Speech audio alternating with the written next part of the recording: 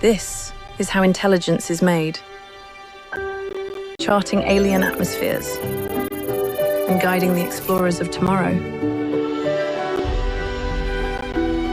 They turn raw data into foresight.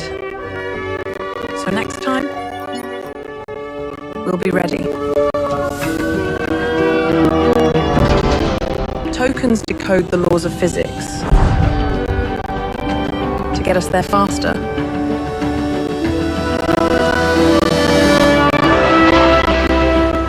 And take us further.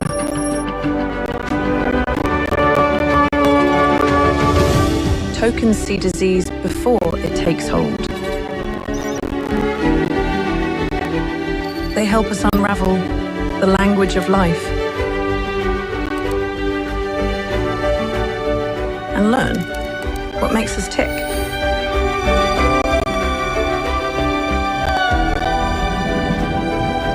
Tokens connect the dots so we can protect our most noble creatures.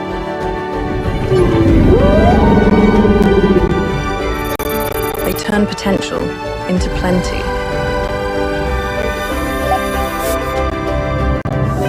And help us harvest our bounty.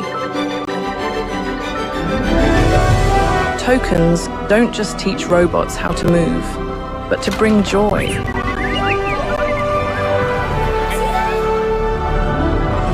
To lend us a hand.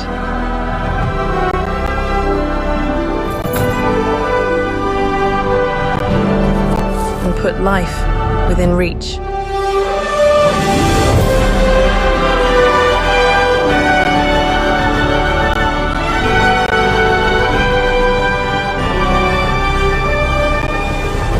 Together, we take the next great leap to bravely go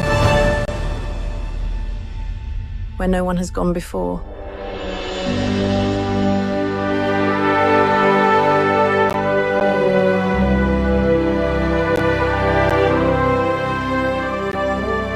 And here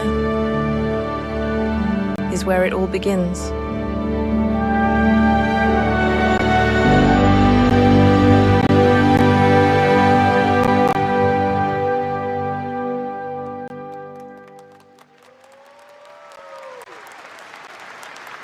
Welcome to the stage, Nvidia founder and CEO, Jensen Huang.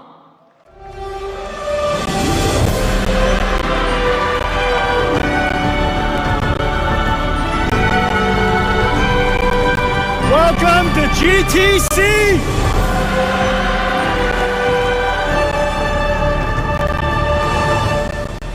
What an amazing year. We wanted to do this at Nvidia. So through the magic of artificial intelligence, we're going to bring you to NVIDIA's headquarters. I think I'm bringing you to NVIDIA's headquarters.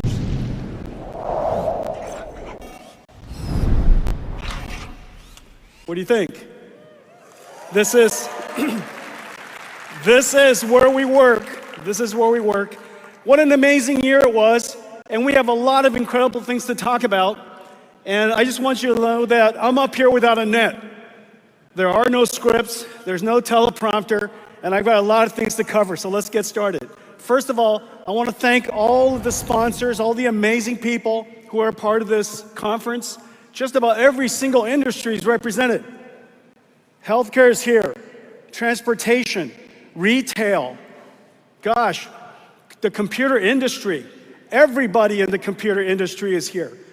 And so it's really, really terrific to see all of you, and thank you for sponsoring it. GTC started with GeForce. It all started with GeForce. And today, I have here a GeForce 5090. And 5090, unbelievably, 25 years later, 25 years after we started working on GeForce, GeForce is sold out all over the world. This is the 5090, the Blackwell generation, and comparing it to the 4090, look how it's 30% smaller in volume. It's 30% better at dissipating energy and incredible performance. Hard to even compare, and the reason for that is because of artificial intelligence. GeForce brought Cuda to the world. Cuda enabled AI, and AI has now come back to revolutionize computer graphics. What you're looking at is real-time computer graphics, 100% path traced. For every pixel that's rendered, artificial intelligence predicts the other 15. Think about this for a second. For every pixel that we mathematically rendered, artificial intelligence inferred the other 15. And it has to do so with so much precision that the image looks right, and it's temporally accurate, meaning that from frame to frame to frame, going forward or backwards because it's computer graphics, it has to stay temporally stable. Incredible. Artificial intelligence has made extraordinary progress. It has only been 10 years. Now, we've been talking about AI for a little longer than that. But AI really came into the world's consciousness about a decade ago. Started with perception AI, computer vision, speech recognition, then generative AI.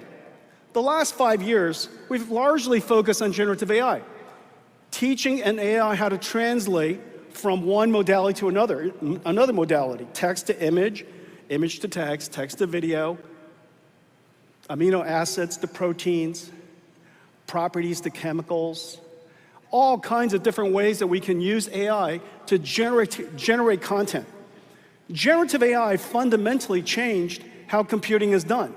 From a retrieval computing model, we now have a generative computing model. Whereas almost everything that we did in the past was about creating content in advance, storing multiple versions of it, and fetching whatever version we think is appropriate at the moment of use. Now, AI understands the context, understands what we're asking, understands the meaning of our request, and generates what it knows. If it needs, it'll retrieve information, augments its understanding, and generate answer for us. Rather than retrieving data, it now generates answers. Fundamentally changed how computing is done. Every single layer of computing has been transformed. The last several years, the last couple, 2-3 years, major breakthrough happened. Fundamental advance in artificial intelligence. We call it Agentic AI. Agentic AI basically means that you have an AI that has agency. It can perceive and understand the context of the circumstance. It can reason, very importantly, it can reason about how to answer or how to solve a problem. And it can plan in action. It can plan and take action. It can use tools because it now understands multimodality information. It can go to a website and look at the format of the website, words and videos, maybe even play a video. Learns from what it learns from that website, understands it, and come back and use that information, use that newfound knowledge to do its job. Agentic AI. At the foundation of Agentic AI, of course, something that's very new, reasoning. And then, of course, the next wave is already happening. We're going to talk a lot about that today. Robotics, which has been enabled by physical AI. AI that understands the physical world. It understands things like friction and inertia, cause and effect, object permanence. When some corner doesn't mean it's disappeared from this universe. It's still there, just not seeable. And so that ability to understand the physical world, the three-dimensional world, is what's going to enable a new era of AI we call physical AI, and it's going to enable robotics. Each one of these phases, each one of these waves opens up new market opportunities for all of us. It brings more and new partners to GTC. As a result, GTC is now jam-packed. The only way to hold more people at GTC is we're going to have to grow San Jose. And we're working on it. We got a lot of land to work with. We got to grow San Jose.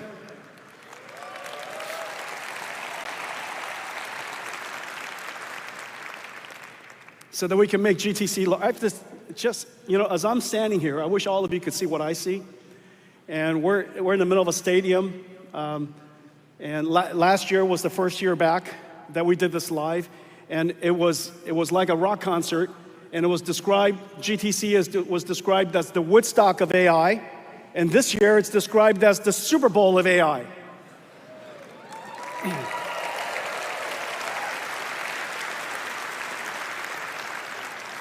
The only difference is everybody wins at this Super Bowl.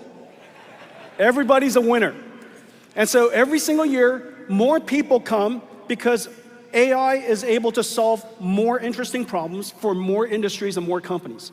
And this year, we're going to talk a lot about agentic AI and physical AI.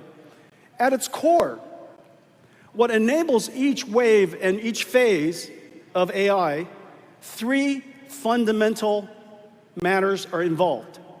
The first is how do you solve the data problem?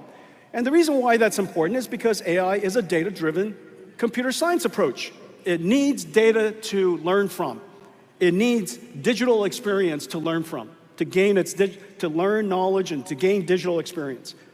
How do you solve the data problem? The second is how do you solve the training problem without human in the loop? The reason why human in the loop is fundamentally challenging is because we only have so much time, and we would like an AI to be able to learn at superhuman rates, at super real-time rates, and to be able to learn at a scale that no humans can keep up with. And so the second question is, how do you train the model? And the third is, how do you scale? How do you find an algorithm whereby the more resource you provide, whatever the resource is, the smarter the AI becomes? The scaling law. Well, this last year,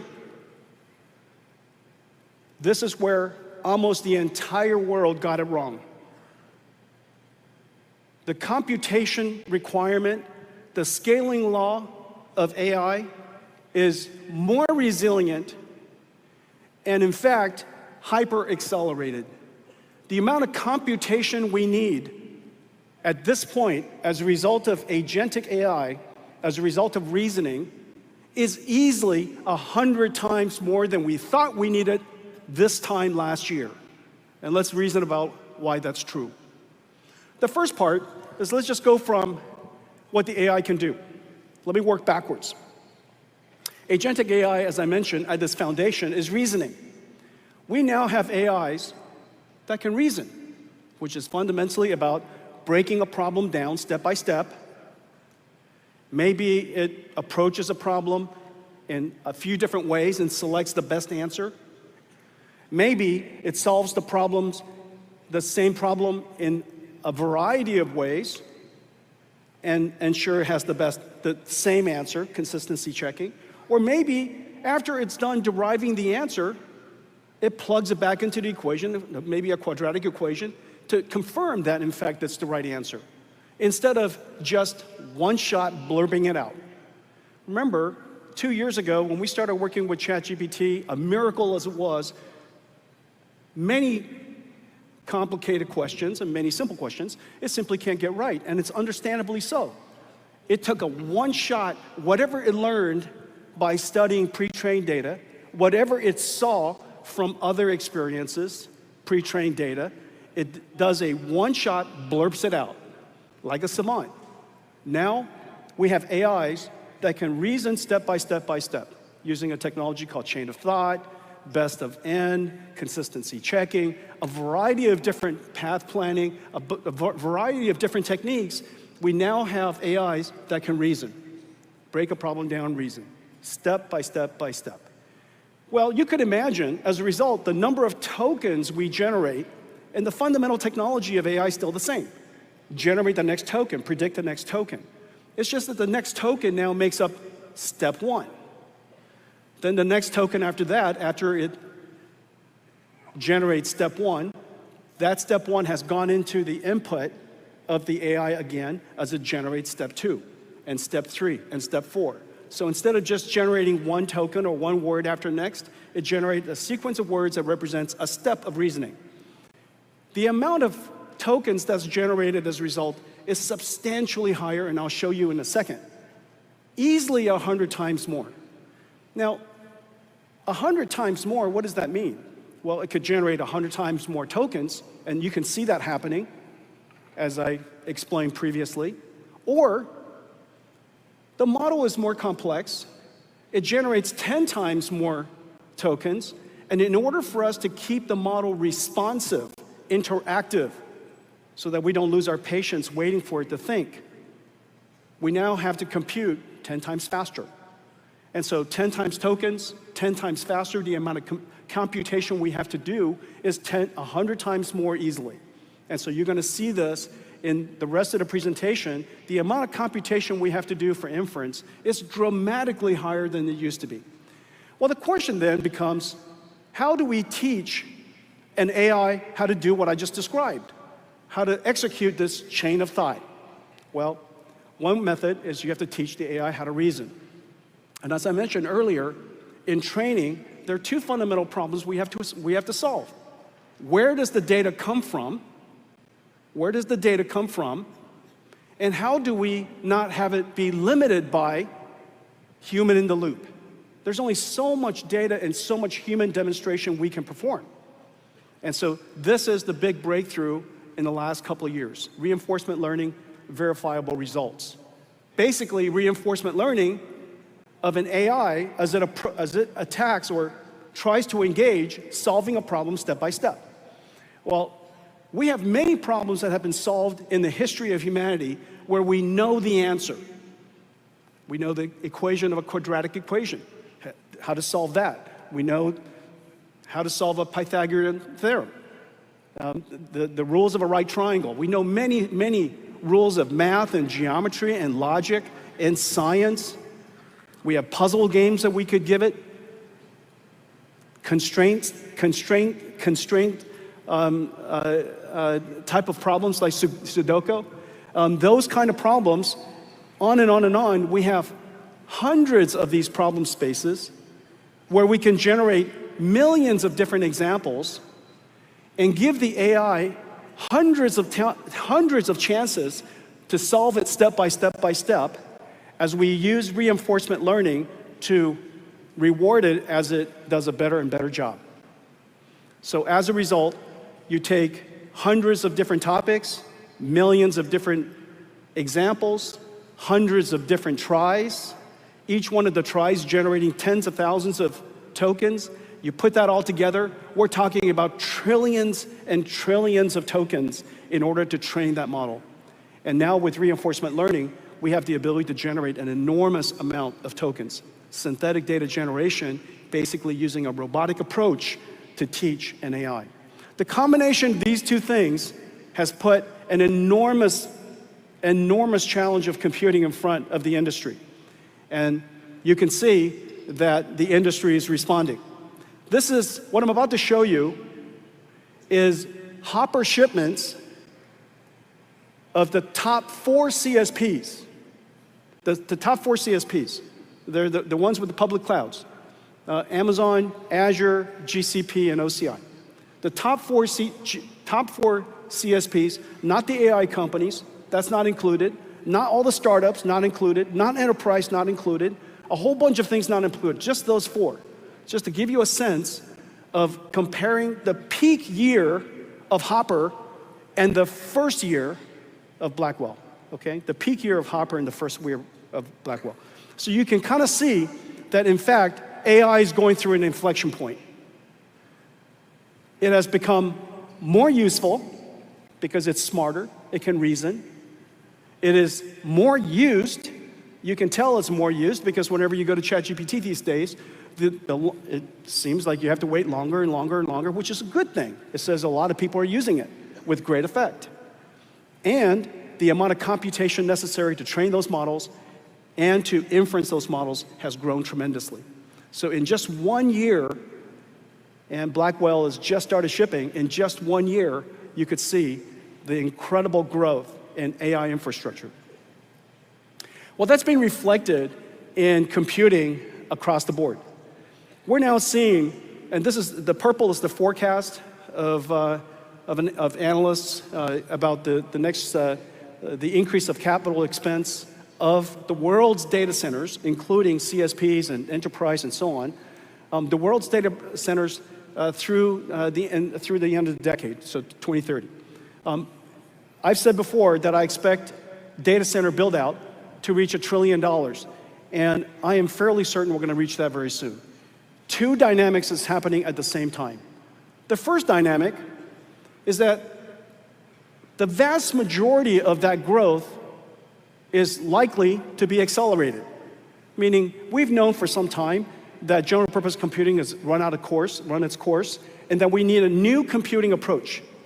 And the world is going through a platform shift from hand-coded software running on general purpose computers to machine learning software running on accelerators and GPUs.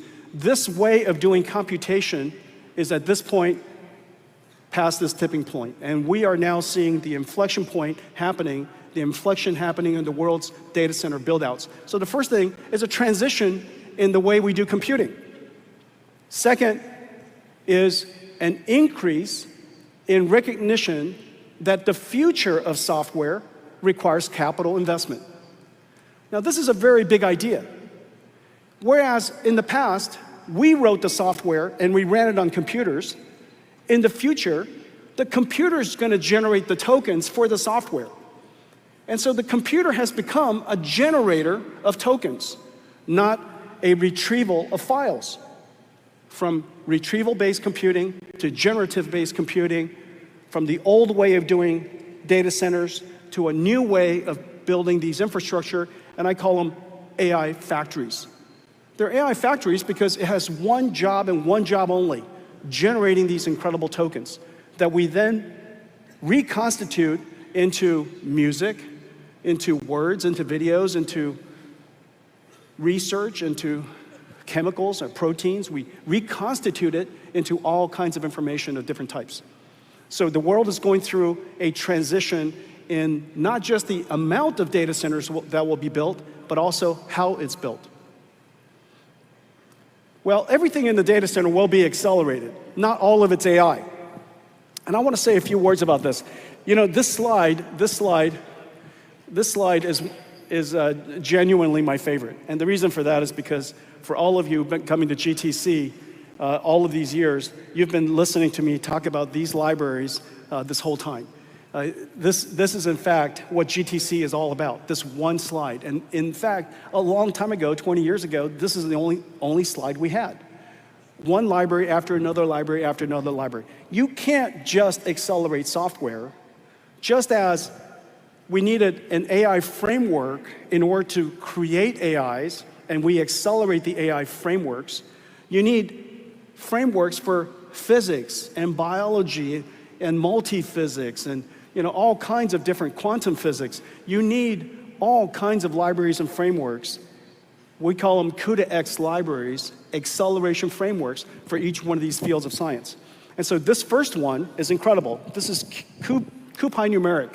NumPy is the #1 most downloaded Python library, most used Python library in the world.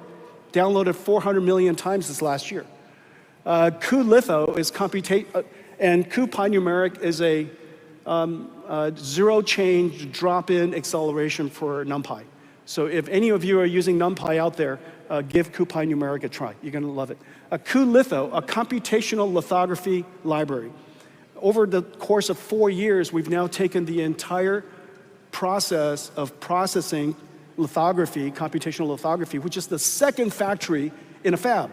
There's the factory that manufactures the wafers, and then there's the factory that manufactures the information to manufacture the wafers. Every industry, every company that has factories will have two factories in the future. The factory for what they build and the factory for the mathematics, the factory for the AI. Factory for cars, factory for AIs for the cars. factory for smart speakers and factories for AI for the smart speakers. And so cuLitho is our computational lithography, TSMC, Samsung, ASML, our partners Synopsys, Mentor, incredible support all over. I think that this is now at its tipping point. In another 5 years' time, every mask, every single lithography will be processed on NVIDIA CUDA. Ariel is our library for 5G, turning a GPU into a 5G radio. Why not? Signal processing is something we do incredibly well. Once we do that, we can layer on top of it AI for RAN, or what we call AI RAN. The next generation of radio networks will have AI deeply inserted into it. Why is it that we're limited by the limits of information theory? Because there's only so much information spectrum we can get, not if we add AI to it. cuOpt, numerical or mathematical optimization. Almost every single industry uses this when you plan seats and flights, inventory and customers, workers and plants, drivers and riders, so on and so forth, where we have multiple constraints, a whole bunch of variables, and you're optimizing for time, profit, quality of service, usage of resource, whatever it happens to be. NVIDIA uses it for our supply chain management. cuOpt is an incredible library. It takes what would take hours and hours, and it turns it into seconds. The reason why that's a big deal is so that we can now explore much larger space. We announced that we are going to open source cuOpt. Almost everybody is using either Gurobi or IBM Cplex or FICO. We're working with all three of them. The industry is so excited. We're about to accelerate the living daylights out of the industry. Parabricks for gene sequencing and gene analysis. Monai is the world's leading medical imaging library. Earth-2 multi-physics for predicting in very high resolution local weather. cuQuantum and CUDA-Q. We're going to have our first quantum day here at GTC. We're working with just about everybody in the ecosystem, either helping them research on quantum architectures, quantum algorithms, or in building a classical accelerated quantum heterogeneous architecture. And so really exciting work there. Equivariance and cuTensor for tensor contraction, quantum chemistry. Of course, this stack is world famous. People think that there's one piece of software called CUDA, but in fact, on top of CUDA is a whole bunch of libraries that's integrated into all different parts of the ecosystem and software and infrastructure in order to make AI possible. I've got a new one here to announce today. cuDSS, our sparse solvers, really important for CAE. This is one of the biggest things that has happened in the last year. Working with Cadence and Synopsys and Ansys and Dassault all of the systems companies, we've now made possible just about every important EDA and CAE library to be accelerated. What's amazing is until recently, NVIDIA's been using general purpose computers running software super slowly to design accelerated computers for everybody else.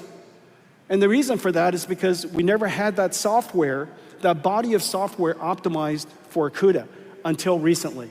And so now our entire industry is going to get supercharged as we move to accelerated computing. cuDF, a data frame for structured data. We now have a drop-in acceleration for Spark and drop-in acceleration for Pandas. Incredible. And then we have Warp, a library for physics that runs in a Python library for physics for CUDA. We have a big announcement there. I will save it in just a second. This is just a sampling of the libraries that make possible accelerated computing. It's not just CUDA. We're so proud of CUDA, But if not for Cuda and the fact that we have such a large installed base, none of these libraries would be useful for any of the developers who use them. For all the developers that use them, you use it because, one, it's going to give you incredible speed up. It's going to give you incredible scale up. And two, because the installed base of Cuda is now everywhere. It's in every cloud. It's in every data center. It's available from every computer company in the world. It's literally everywhere. And therefore, by using one of these libraries, your software, your amazing software can reach everyone. And so we've now reached the tipping point of accelerated computing. Cuda has made it possible. And all of you, this is what GTC is about, the ecosystem. All of you made this possible. And so we made a little short video for you. Thank you. To the creators, the pioneers, the builders of the future, Cuda was made for you. Since 2006, 6 million developers in over 200 countries have used Cuda and transformed computing.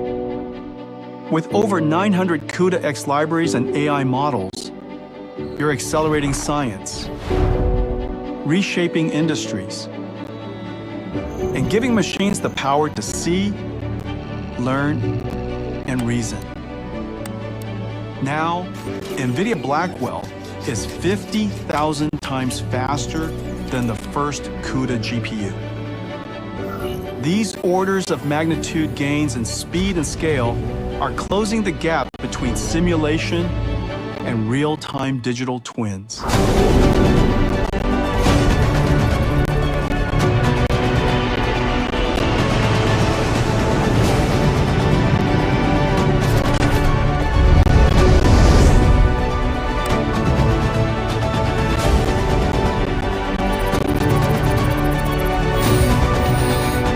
For you, this is still just the beginning. We can't wait to see what you do next.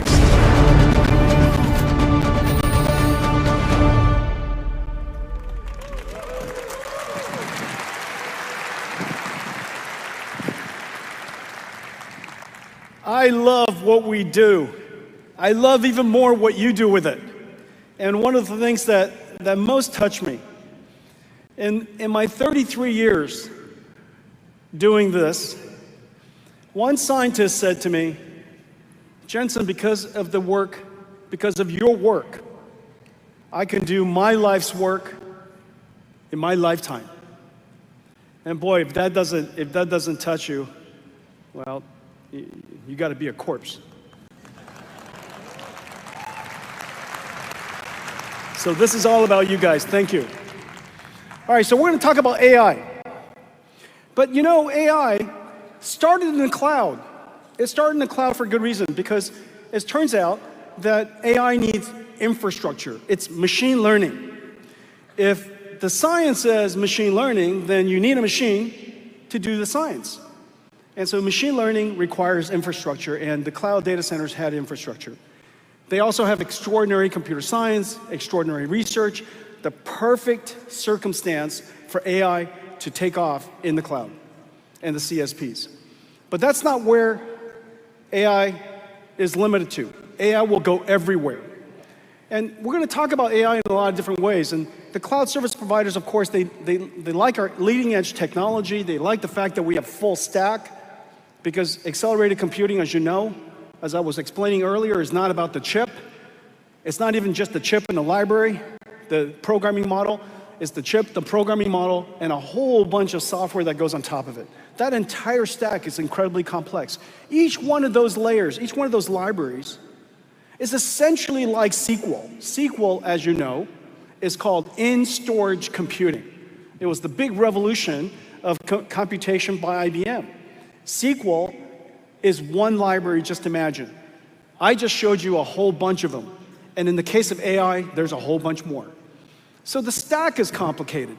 They also love the fact that CSPs love that Nvidia Cuda developers are CSP customers, because in the final analysis, they're building infrastructure for the world to use. And so the rich developer ecosystem is really valued and really really deeply appreciated. Well, now that we're going to take AI out to the rest of the world has different system configurations, operating environment differences, domain-specific library differences, usage differences. And so AI, as it translates to enterprise IT, as it translates to manufacturing, as it translates to robotics or self-driving cars, or even companies that are starting GPU clouds. There's a whole bunch of companies, maybe 20 of them, who started during the Nvidia time. And what they do is just one thing. They host GPUs. They call themselves GPU clouds. And one of our great partners, CoreWeave, is in the process of going public, and we're super proud of them. And so GPU clouds, they have their own requirements. But one of the areas that I'm super excited about is Edge. And today we announced today that Cisco, Nvidia, T-Mobile, the largest telecommunications company in the world, Cerberus ODC, are going to build a full stack for radio networks here in the United States. And that's going to be the second stack. So this current stack we're announcing today will put AI into the edge. Remember, $100 billion of the world's capital investments each year is in the radio networks and all of the data centers provisioning for communications. In the future, there is no question in my mind that's going to be accelerated computing infused with AI. AI will do a far, far better job adapting the radio signals, the massive MIMOs, to the changing environments and the traffic conditions. Of course it would. Of course we would use reinforcement learning to do that. Of course MIMO is essentially one giant radio robot. Of course it is. And so we will, of course, provide for those capabilities. Of course, AI could revolutionize communications. You know, when I call home, you don't have to say but that few words, because my wife knows where I work, what that condition's like. Conversation carries on from yesterday. She kind of remembers what I like, don't like. And oftentimes, just a few words, you communicated a whole bunch. The reason for that is because of context and human prior knowledge. Well, combining those capabilities could revolutionize communications. Look what it's doing for video processing. Look what I just described earlier in 3D graphics. And so, of course, we're going to do the same for Edge. So I'm super excited about the announcement that we made today. T-Mobile, Cisco, Nvidia, Cerberus ODC are going to build a full stack.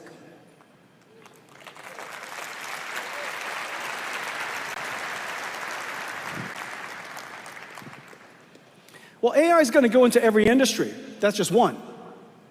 One of the earliest industries that AI went into was autonomous vehicles. The moment I saw AlexNet, and we've been working on computer vision for a long time, the moment I saw AlexNet was such an inspiring moment, such an exciting moment.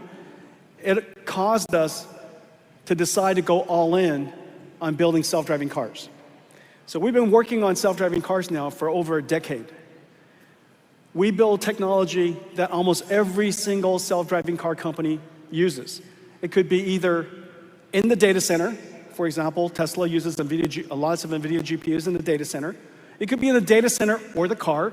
Waymo and Wave uses Nvidia computers in data centers as well as the car. It could be just in the car. It's very rare, but sometimes it's just in the car. Or they use all of our software in addition.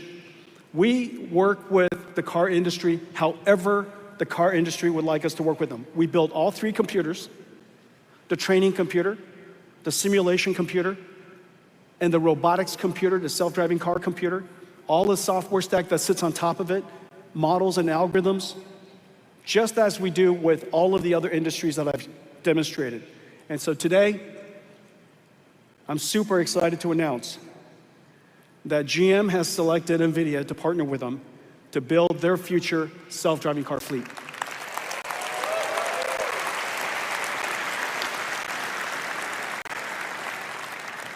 The time for autonomous vehicles has arrived, and we're looking forward to building with GM AI in all three areas. AI for manufacturing, so they can revolutionize the way they manufacture. AI for enterprise, so they can revolutionize the way they work, design cars and simulate cars, and then also AI for in the car. So AI infrastructure for GM, partnering with GM, and building with GM their AI. So I'm super excited about that. One of the areas that I'm deeply proud of, and it rarely gets any attention, is safety, automotive safety. It's called halos. In our company, it's called halos. Safety requires technology from silicon to systems, the system software, the algorithms, the methodologies, everything from diversity to ensuring diversity, monitoring and transparency, explainability. All of these different philosophies have to be deeply ingrained into every single part of how you develop the system and the software. We're the first company in the world, I believe, to have every line of code safety assessed. 7 million lines of code safety assessed. Our chip, our system software, and our algorithms are safety assessed by third parties that crawl through every line of code to ensure that it is designed to ensure diversity, transparency, and explainability. We also have filed over 1,000 patents, and during this GTC, and I really encourage you to do so, is to go spend time in the Halos workshop so that you could see all of the different things that comes together to ensure that cars of the future are going to be safe as well as autonomous. And so this is something I'm very proud of. It rarely gets any attention, and so I thought I would spend the extra time this time to talk about that. Okay, Nvidia Halos.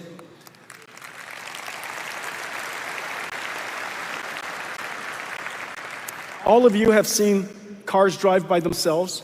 The Waymo robo-taxis are incredible, but we made a video to share with you some of the technology we use to solve the problems of data and training and diversity so that we could use the magic of AI to go create AI. Let's take a look.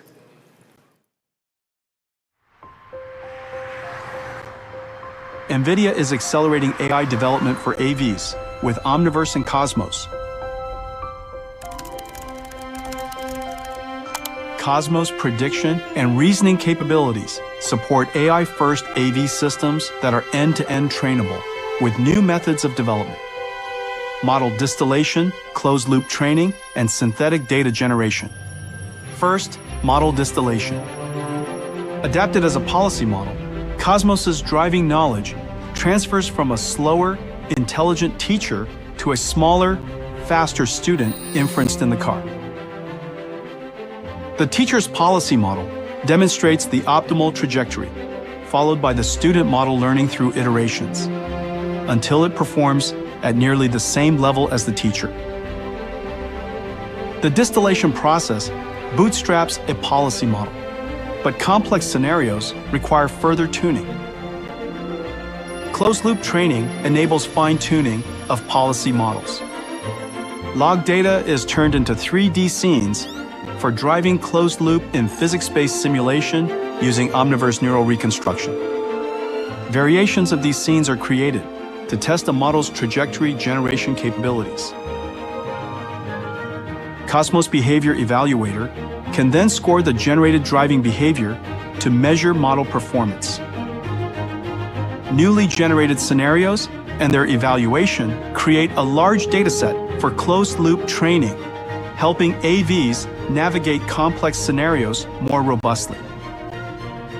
Last, 3D synthetic data generation enhances AVs' adaptability to diverse environments. From log data, Omniverse builds detailed 4D driving environments by fusing maps and images, and generates a digital twin of the real world, including segmentation, to guide Cosmos by classifying each pixel. Cosmos then scales the training data by generating accurate and diverse scenarios, closing the sim-to-real gap. Omniverse and Cosmos enable AVs to learn, adapt, and drive intelligently, advancing safer mobility.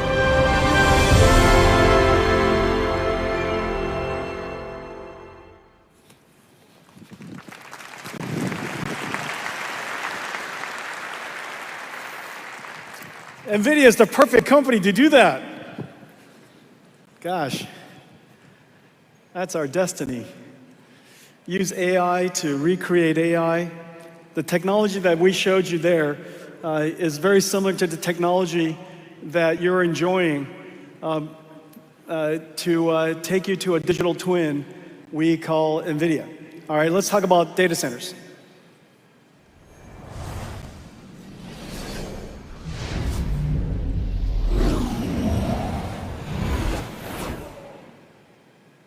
That's not bad, huh?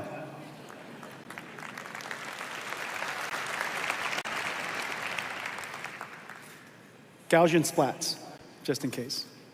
Gaussian splats. Well, let's talk about data centers. Blackwell is in full production, and this is what it looks like. It's an incredible, you know, for people, for us, this is a sight of beauty. Would you agree?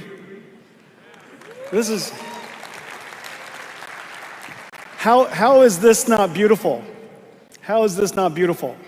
Well, this is a big deal because we made a fundamental transition in computer architecture.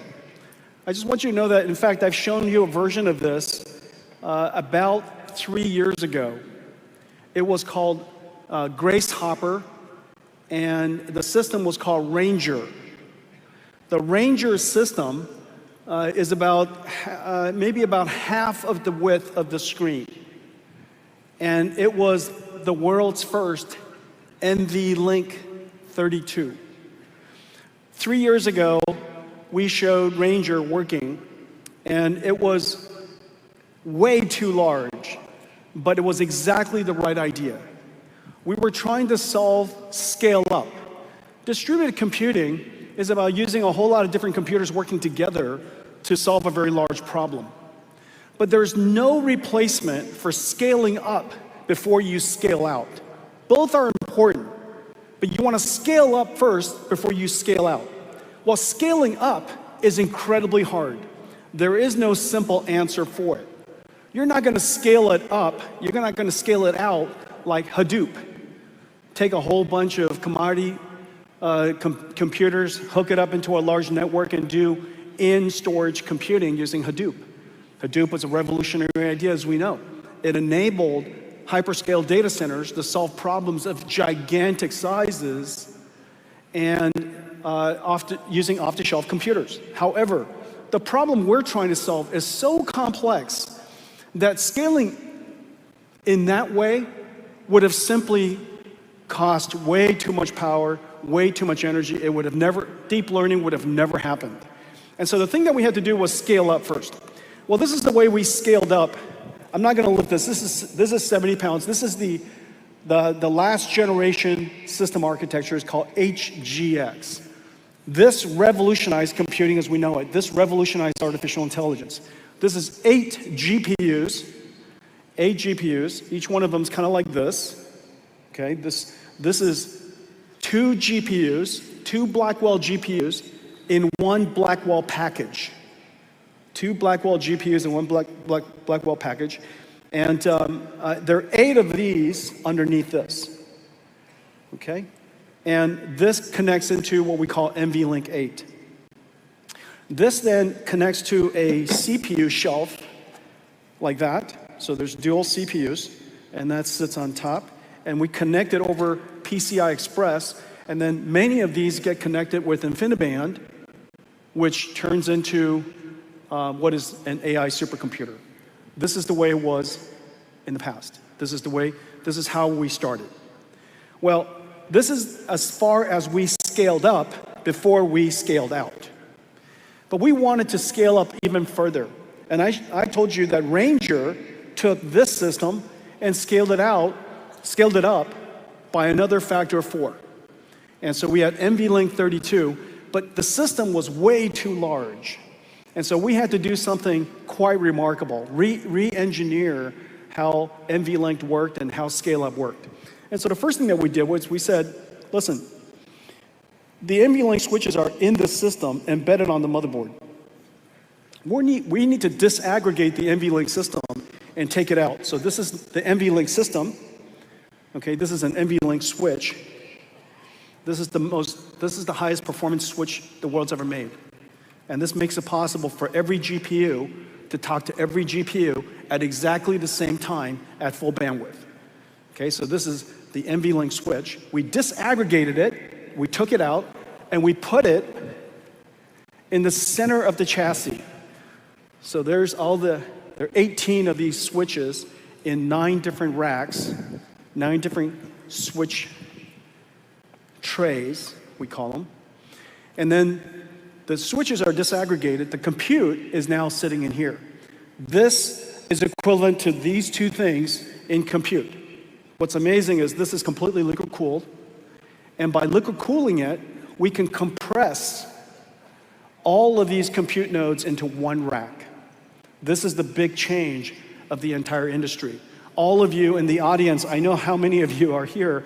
I want to thank you for making this fundamental shift from integrated NVLink to disaggregated NVLink, from air-cooled to liquid-cooled, from 60,000 components per computer or so, to 600,000 components per rack,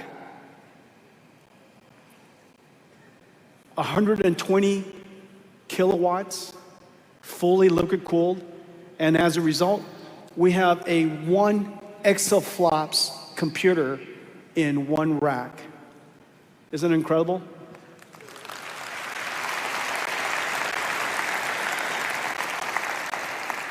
So this is the compute node. This is the compute node, okay? And that now fits in one of these. Now 3,000 pounds, 5,000 cables, about 2 miles worth. Just an incredible electronics. 600,000 parts, I think that's like 20 cars. 20 cars worth of parts, and integrates into one supercomputer. Well, our goal is to do this. Our goal is to do scale up, and this is what it now looks like. We essentially wanted to build this chip. It's just that no reticle limits can do this, no process technology can do this. It's 130 trillion transistors, 20 trillion of it is used for computing. So it's not like you can't reasonably build this anytime soon. And so the way to solve this problem is to disaggregate it, as I've described, into the Grace Blackwell NVLink 72 rack. But as a result, we have done the ultimate scale up. This is the most extreme scale up the world has ever done. The amount of computation that's possible here, the memory bandwidth, 570 terabytes per second. Everything in this machine is now in T's. Everything's a trillion. And you have an exaflops, which is 1,000,000 trillion floating point operations per second. Well, the reason why we wanted to do this is to solve an extreme problem. And that extreme problem, a lot of people misunderstood to be easy. And in fact, it is the ultimate extreme computing problem, and it's called inference. And the reason for that is very simple. Inference is token generation by a factory, and a factory is revenue and profit generating, or lack of. And so this factory has to be built with extreme efficiency, with extreme performance, because everything about this factory directly affects your quality of service, your revenues, and your profitability. Let me show you how to read this chart because we're going to come back to this a few more times. Basically, you have two axes. On the x-axis is the tokens per second. Whenever you chat, when you put a prompt into ChatGPT, what comes out is tokens. Those tokens are reformulated into words. You know, it's more than a token per word, okay? And they'll tokenize things like THE could be used for the, it could be used for them, it could be used for theory, it could be used for theatrics, it could be used for all kinds of, okay? And so THE is an example of a token. They reformulate these tokens to turn into words. Well, we've already established that if you want your AI to be smarter, you want to generate a whole bunch of tokens. Those tokens are reasoning tokens, consistency checking tokens, coming up with a whole bunch of ideas so they can select the best of those ideas tokens. And so those tokens, it might be second guessing itself. It might be, is this the best work you could do? And so it talks to itself just like we talk to ourselves. And so the more tokens you generate, the smarter your AI. But if you take too long to answer a question, the customer's not going to come back. This is no different than web search. There is a real limit to how long it can take before it comes back with a smart answer. And so you have these two dimensions that you're fighting against. You're trying to generate a whole bunch of tokens, but you're trying to do it as quickly as possible. Therefore, your token rate matters. So you want your tokens per second for that one user to be as fast as possible. However, in computer sciences and factories, there's a fundamental tension between latency response time and throughput. And the reason is very simple. If you're in the large, high-volume business, you batch up, it's called batching, you batch up a lot of customer demand, and you manufacture a certain version of it for everybody to consume later. However, from the moment that they batched up and manufactured whatever they did, to the time that you consumed it, could take a long time. So no different for computer science, no different for AI factories that are generating tokens. And so you have these two fundamental tensions. On the one hand, you would like the customer's quality of service to be as good as possible, smart AIs that are super fast. On the other hand, you're trying to get your data center to produce tokens for as many people as possible so you can maximize your revenues. The perfect answer is to the upper right.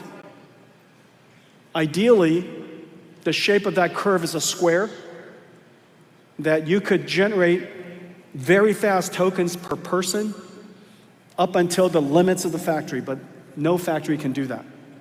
And so it's probably some curve, and your goal is to maximize the area under the curve, okay, the product of X and Y, and the further you push out, more likely it means the better of a factory that you're building. Well, it turns out that in tokens per second for the whole factory and tokens per second response time, one of them requires enormous amount of computation, flops, and then the other dimension requires an enormous amount of bandwidth and flops. And so this is a very difficult problem to solve. The good answer is that you should have lots of flops and lots of bandwidth and lots of memory and lots of everything. That's the best answer to start, which is the reason why this is such a great computer. You start with the most flops you can, the most memory you can, the most bandwidth you can, of course the best architecture you can, the most energy efficiency you can, and you have to have a programming model that allows you to run software across all of this insanely hard so that you could do this. Now let's just take a look at this one demo to give you a tactile feeling of what I'm talking about. Please play it. Traditional LLMs capture foundational knowledge, while reasoning models help solve complex problems with thinking tokens. Here, a prompt asks to seat people around a wedding table while adhering to constraints like traditions, photogenic angles, and feuding family members. Traditional LLM answers quickly with under 500 tokens, It makes mistakes in seating the guests, while the reasoning model thinks with over 8,000 tokens to come up with the correct answer. It takes a pastor to keep the peace. Okay. As all of you know, if you have a wedding party of 300 and you're trying to find the optimal seating for everyone, that's a problem that only AI can solve or a mother-in-law can solve. And so that's one of those problems that Cuda cannot solve. Okay, so what you see here is that we gave it a problem that requires reasoning, and you saw R1 goes off and it reasons about it, tries all these different scenarios, and it comes back and it tests its own answer. It asks itself whether it did it right. Meanwhile, the last generation language model does a one-shot. So the one-shot is 439 tokens. It was fast, it was effective, but it was wrong. So it was 439 wasted tokens. On the other hand, in order for you to reason about this problem, and this is just that was actually a very simple problem. You know, you just give it a few more difficult variables, and it becomes very difficult to reason through. And it took 8,000, almost 9,000 tokens. And it took a lot more computation because the model's more complex. Okay, so that's one dimension. Before I show you some results, let me explain something else. So the answer, if you look at Blackwell, you look at the Blackwell system, and it's now the scaled up NVLink 72. The first thing that we have to do is we have to take this model, and this model is not small. It's, you know, in the case of R1, people think R1 is small, but it's 680 billion parameters. Next generation models could be trillions of parameters. And the way that you solve that problem is you take these trillions and trillions of parameters and this model, and you distribute the workload across the whole system of GPUs. You can use tensor parallel. You can take one layer of the model and run it across multiple GPUs. You could take a slice of the pipeline and call that pipeline parallel and put that on multiple GPUs. You could take different experts and put it across different GPUs. We'll call it expert parallel. The combination of pipeline parallelism and tensor parallelism and expert parallelism, the number of combinations is insane. And depending on the model, depending on the workload, depending on the circumstance, how you configure that computer has to change so that you can get the maximum throughput out of it. You also sometimes optimize for very low latency, sometimes you try to optimize for throughput, and so you have to do some in-flight batching. A lot of different techniques for batching and aggregating work. And so the software, the operating system for these AI factories is insanely complicated. Well, one of the observations, and this is a really terrific thing about having a homogeneous architecture like NVLink 72, is that every single GPU could do all the things that I just described.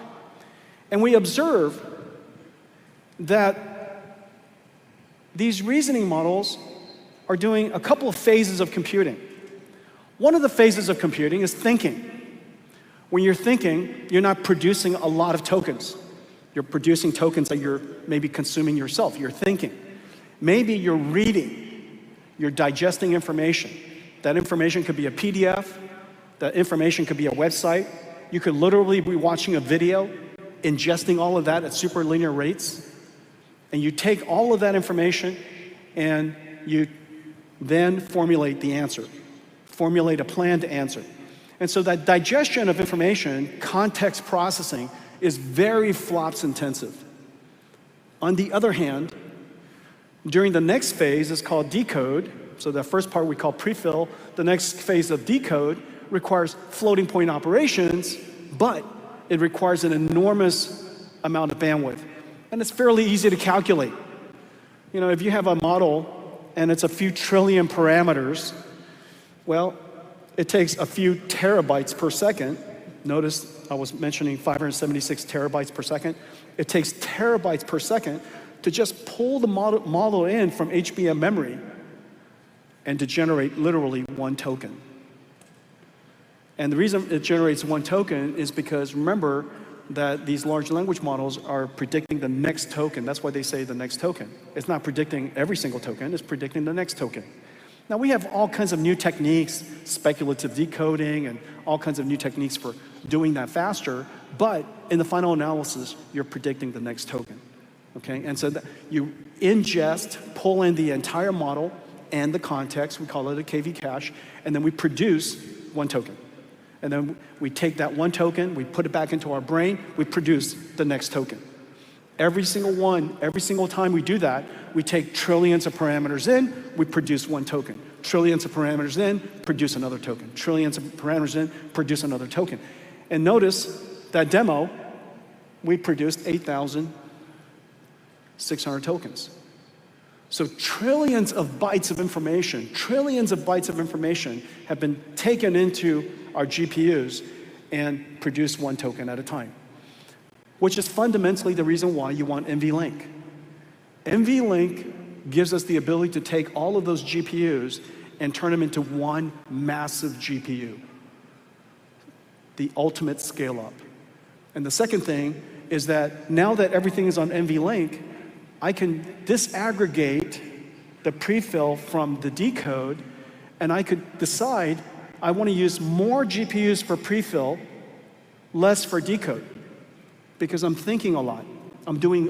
It's agentic. I'm reading a lot of information. I'm doing deep research.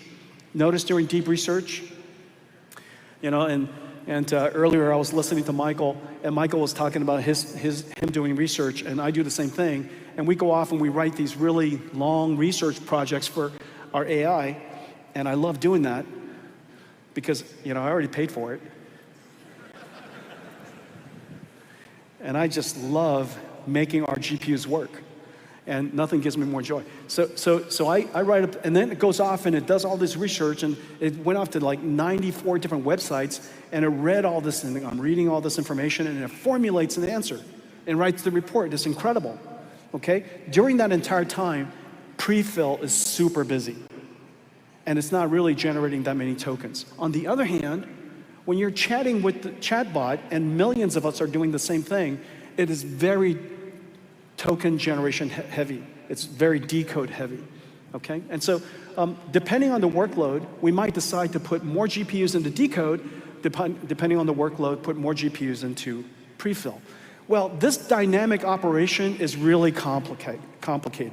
So I've just now described pipeline parallel, tensor parallel, expert parallel, in-flight batching, disaggregated inferencing, workload management, and then I've got to take this thing called a KV cache, I've got to route it to the right GPU, I've got to manage it through all the memory hierarchies. That piece of software is insanely complicated. And so today we're announcing the Nvidia Dynamo.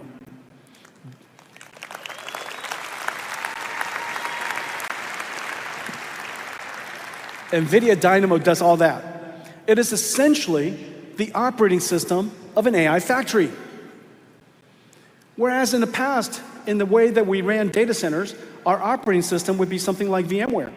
And we would orchestrate, and we still do, we're a big user, we orchestrate a whole bunch of different enterprise applications running on top of our enterprise IT. But in the future, the application is not enterprise IT, it's agents. And the operating system is not something like VMware, it's something like Dynamo. And this operating system is running on top of not a data center, but on top of an AI factory. Now we call it Dynamo for a good reason. As you know, the Dynamo was the first instrument that started the last industrial revolution, the industrial revolution of energy. Water comes in, electricity comes out. It's pretty fantastic. Water comes in, you light it on fire, turn it to steam, and what comes out, this is an invisible thing that's incredibly valuable.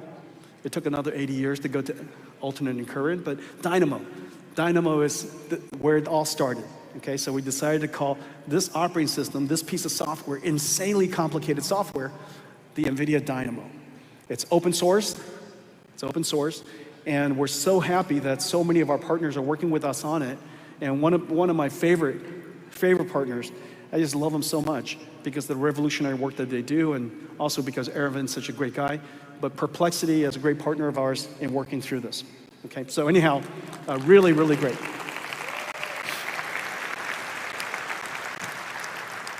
Okay, so now we're going to have to wait until we scale up all these infrastructure, but in the meantime, we've done a whole bunch of very in-depth simulation.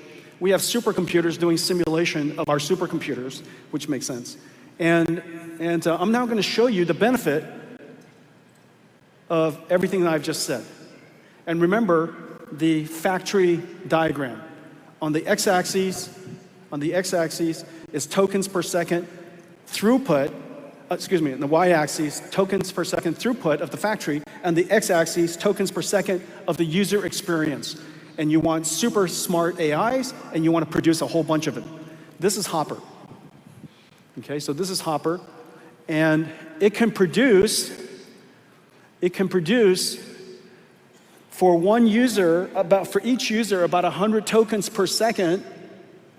This is 8 GPUs, and it's connected with InfiniBand, and I'm normalizing it to tokens per second per megawatt. So it's a 1 megawatt data center, which is not a very large AI factory, but anyhow, 1 megawatt, okay? And so it can produce for each user 100 tokens per second, and it can produce at this level, whatever that happens to be, 100,000 tokens per second for that 1 megawatt data center. Or it can produce about 2.5 million tokens per second, 2.5 million tokens per second for that AI factory if it was super batched up and the customer is willing to wait a very long time. Okay, does that make sense? All right, so nod. All right, because this is where, you know, every GTC, there's the price for entry, you guys know, and it's like you get tortured with math, okay? This is the only at NVIDIA do you get tortured with math. All right, so Hopper, you get 2.5. Now, what's that 2.5 million? How do you translate that? 2.5 million, remember, ChatGPT is like $10 per million tokens, right? $10 per million tokens. Let's pretend for a second that's, I think the $10 per million tokens is probably down here, okay? I'd probably say it's down here, but let me pretend it's up there, because 2.5 million, 10, so $25 million per second. Does that make sense? That's how you think through it. Or on the other hand, if it's way down here, then the question is, you know, so it's 100,000, just divide that by 10, okay? $250,000 per factory per second. And then, as it was 30 million seconds in a year, and that translates into revenues for that 1 megawatt data center. And so that's your goal. On the one hand, you would like your token rate to be as fast as possible so that you can make really smart AIs. And if you have smart AIs, people pay you more money for it. On the other hand, the smarter the AI, the less you can make in volume. Very sensible trade-off. And this is the curve we're trying to bend. Now, what I'm just showing you right now is the fastest computer in the world, Hopper. It's the computer that revolutionized everything. And so how do we make that better? So the first thing that we do is we come up with Blackwell with NVLink 8. Same Blackwell, that one same compute, and that one compute node with NVLink 8 using FP8. And so Blackwell is just faster. Faster, bigger, more transistors, more everything.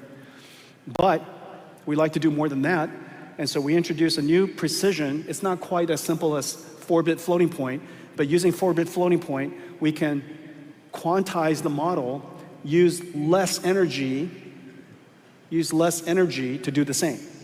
And as a result, when you use less energy to do the same, you could do more.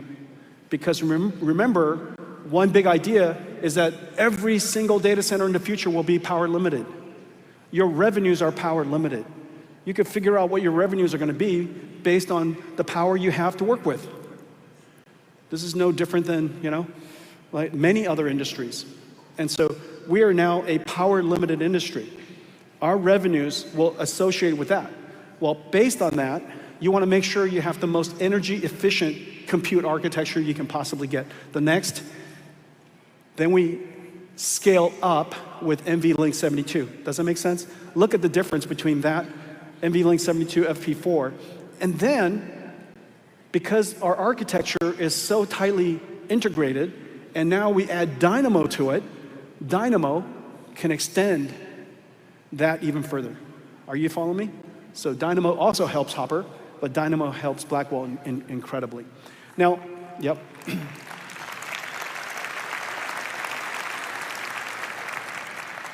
Only at GTC do you get an applause for that. And so now notice what I put, those two shiny parts, that's kind of where your max Q is. You know, that's likely where you'll run your factory operations. You're trying to find that balance between maximum throughput and maximum quality of AI. Smartest AI, the most of it. Those two, that XY intercept is really what you're optimizing for. And that's what it looks like if you look underneath those two squares. Blackwell is way, way better than Hopper. And remember, this is not ISO chips. This is ISO power. This is ultimate Moore's Law.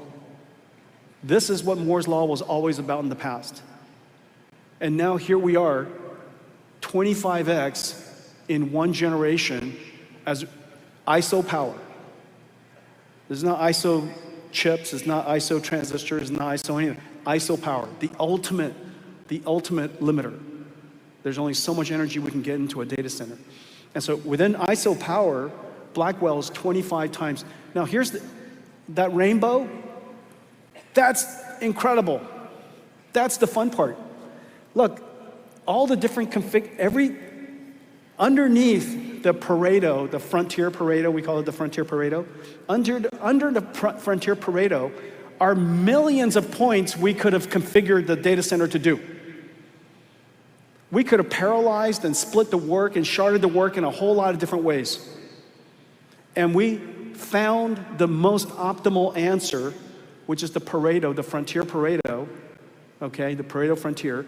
And each one of them, because of the color, shows you it's a different configuration. Which is the reason why this image says very, very clearly you want a programmable architecture that is as homogeneously fungible as possible, because the workload changes so dramatically across the entire frontier.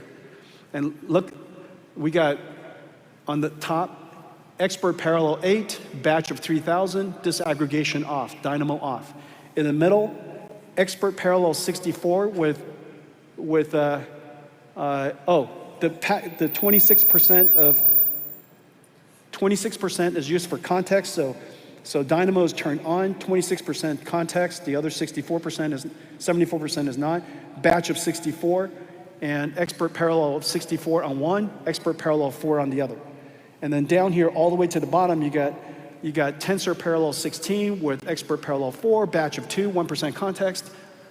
The configuration of the computer is changing across that entire spectrum. And then this is what happens. So this is with input sequence length. This is a kind of a commodity test case. This is a test case that you can benchmark relatively easily.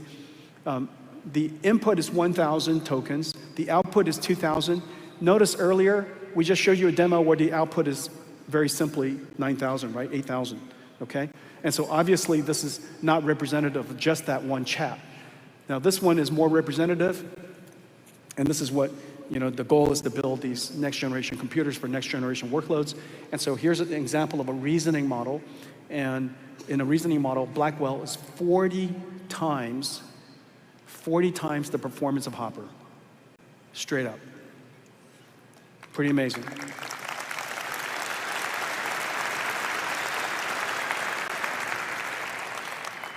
You know, I've said before, somebody actually asked, you know, why would I say that?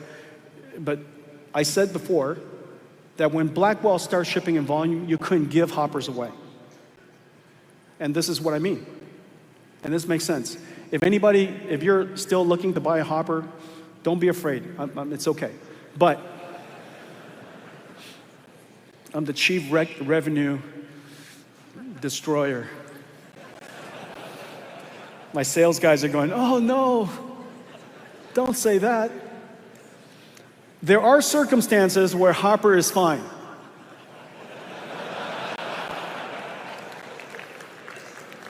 That's the best thing I could say about Hopper. There are circumstances where you're fine. Not many. If I had to take a swing. And so that's kind of my point. When the technology is moving this fast, and because the workload is so intense and you're building these things, they're factories, we really like you to invest in the right versions. Okay, just to put it in perspective, this is what a 100 megawatt factory looks like. There's a 100 megawatt factory.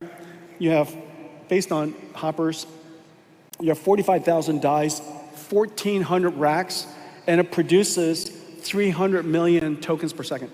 Okay? And then this is what it looks like with Blackwell. You have 86, yeah, I know.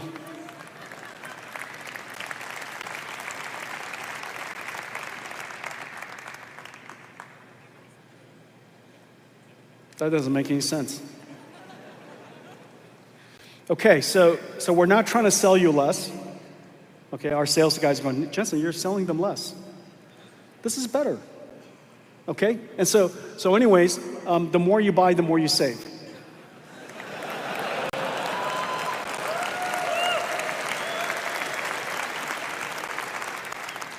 It's even better than that. Now the more you buy, the more you make, you know?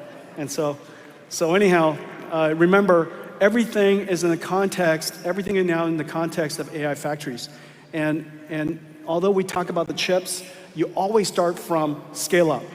We talk about the chips, but you always start from scale up, the full scale up. What can you scale up to the maximum? I want to show you now what an AI factory looks like, but AI factories are so complicated. I just gave you an example of one rack. It has 600,000 parts. You know, it's 3,000 pounds. Now, you've got to take that and connect it with a whole bunch of others. And so we are starting to build what we call the digital twin of every data center. Before you build a data center, you have to build a digital twin. Let's take a look at this. This is just incredibly beautiful.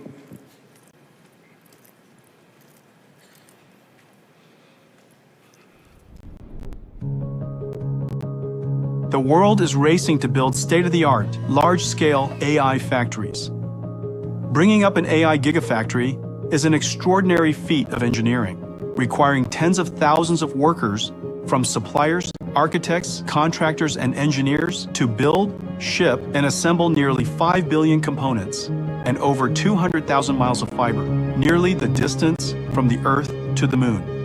The Nvidia Omniverse blueprint for AI factory digital twins enables us to design and optimize these AI factories long before physical construction starts. Here, Nvidia engineers use the blueprint to plan a 1 gigawatt AI factory, integrating 3D and layout data of the latest Nvidia DGX superpods and advanced power and cooling systems from Vertiv and Schneider Electric, and optimized topology from Nvidia Air, a framework for simulating network logic, layout, and protocols.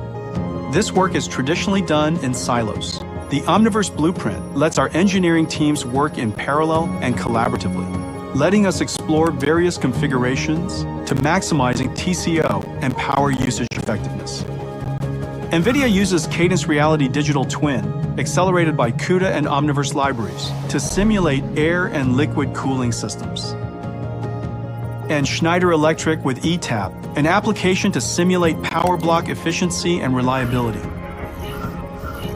Real-time simulation lets us iterate and run large-scale what-if scenarios in seconds versus hours. We use the digital twin to communicate instructions to the large body of teams and suppliers, reducing execution errors and accelerating time to bring up. And when planning for retrofits or upgrades, we can easily test and simulate cost and downtime, ensuring a future-proof AI factory.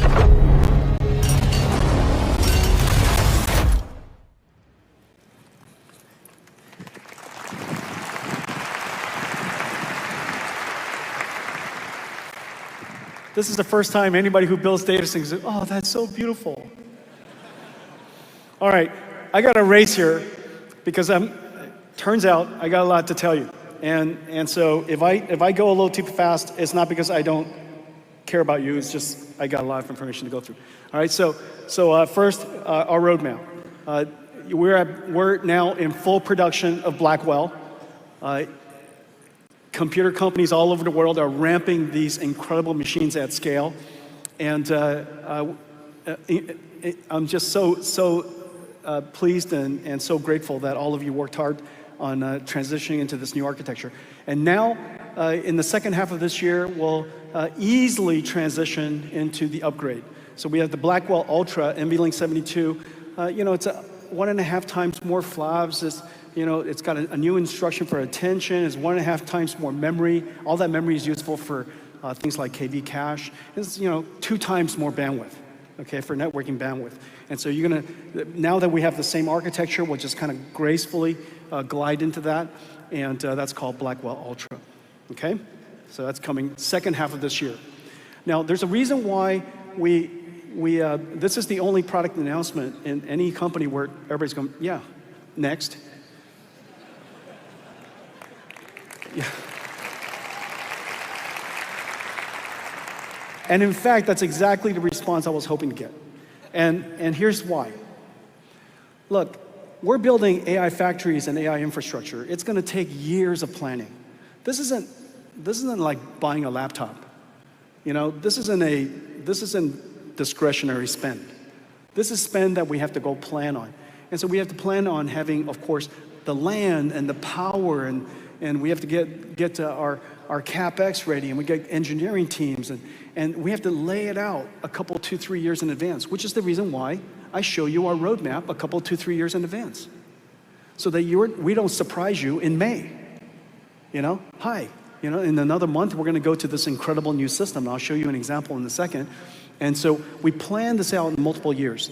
The next click, 1 year out, is named after an astronomer, and her grandkids are here. Her name is Vera Rubin. She discovered dark matter. Okay, yep.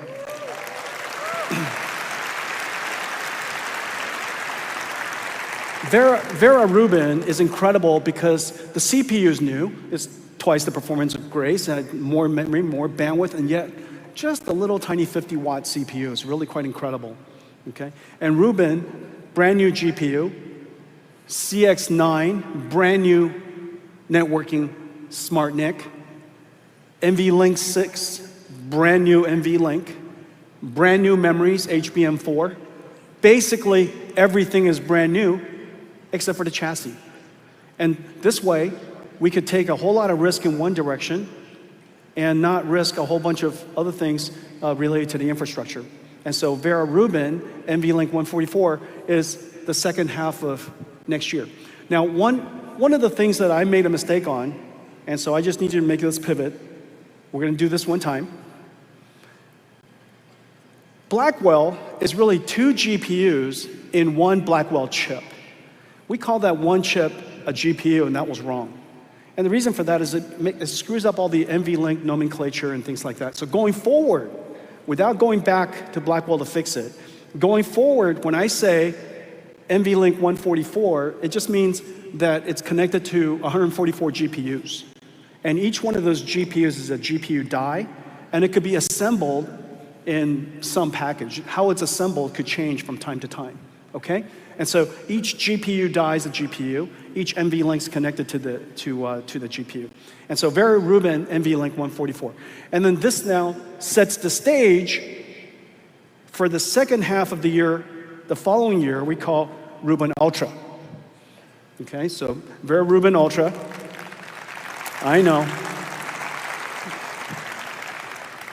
This where you go,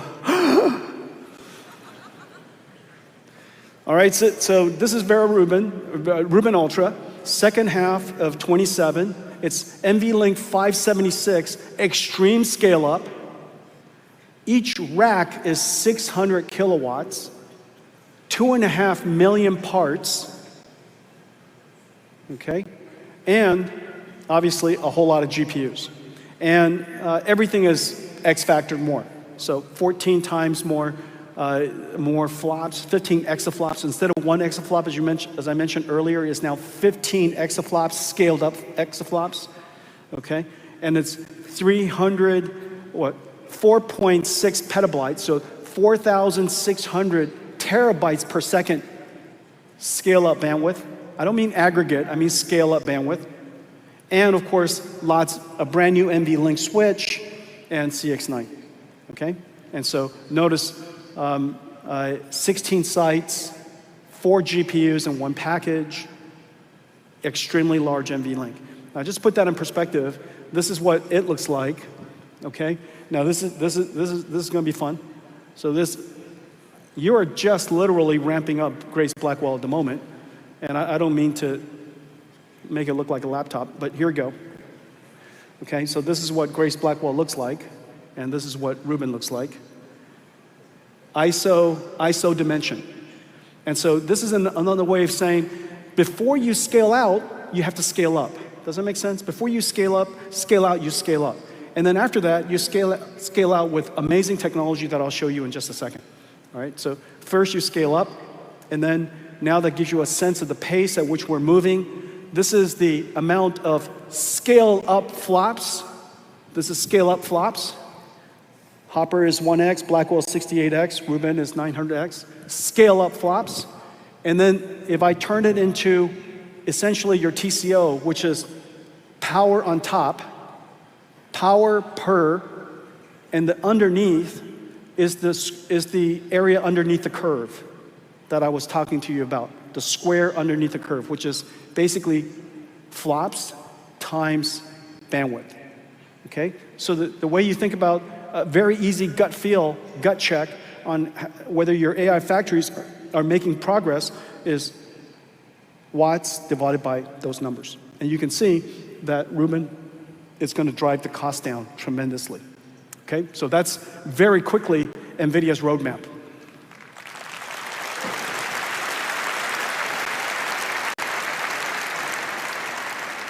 Once a year like clock ticks, once a year. Okay, how do we scale up? Well, we were preparing to scale out. That was scale up, was NVLink. Our scale out network is InfiniBand and Spectrum-X.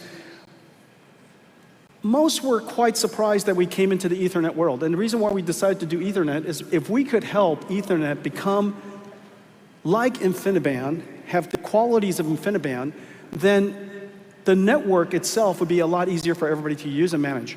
And so we decided to invest in Spectrum. We call it Spectrum-X, and we brought to it the properties of congestion control and very low latency and a mountain of software that's part of our computing fabric. And as a result, we made Spectrum-X incredibly high performant. We scaled up the largest single GPU cluster ever as one giant cluster with Spectrum-X, right? And that was Colossus. And so there are many other examples of it. Spectrum-X is unquestionably a huge home run for us. One of the areas that I'm very excited about is the largest enterprise networking company to take Spectrum-X and integrate it into their product line so that they could help the world's enterprises become AI companies.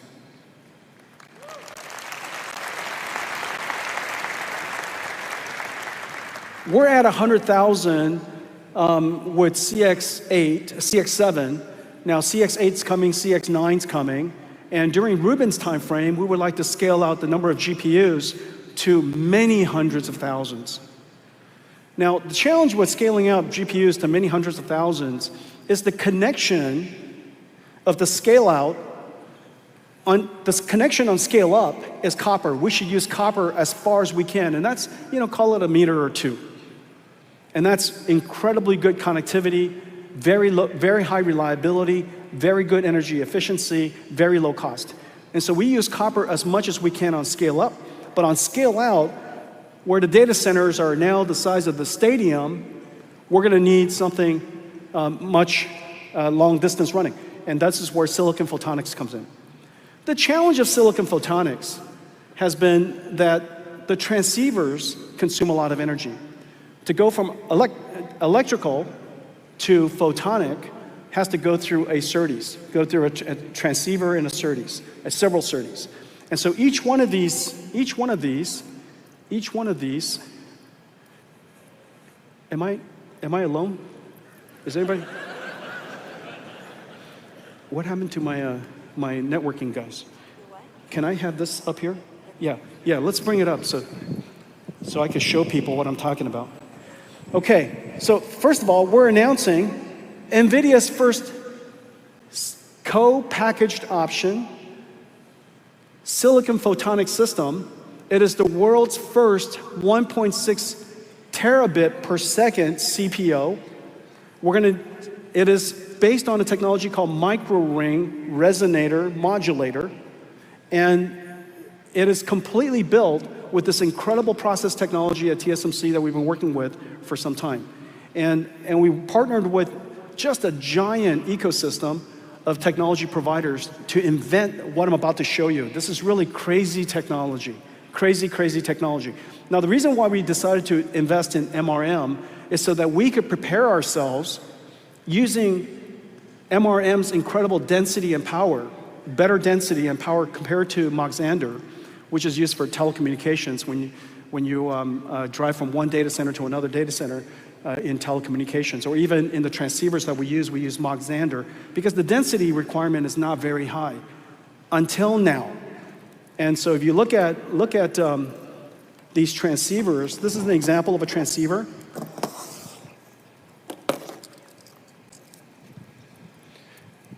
They did a very good job tangling this up for me. Oh, wow. Thank you.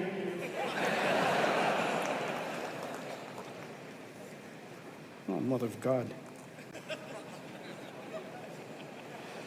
Okay. This is where you got to turn reasoning on.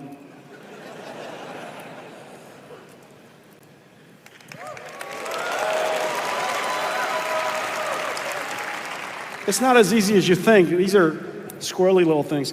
All right, so this one right here, this is 30 watts, just so keep you remember, this is 30 watts. And if you buy it in high volume, it's $1,000. This is a plug. On this side is electrical. On this side is optical.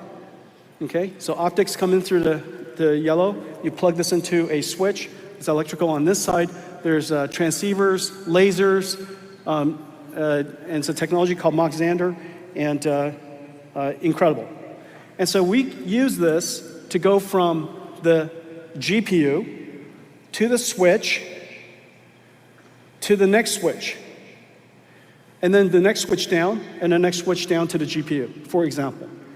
And so each one of these, if we had 100,000 GPUs, we would have 100,000 of this side, and then another, 100,000, which connects the switch to the switch, and then on the other side, I'll attribute that to the other NIC. If we had 250,000, we'll add another layer of switches, and so each GPU, every GPU, 250,000, every GPU would have 6 transceivers.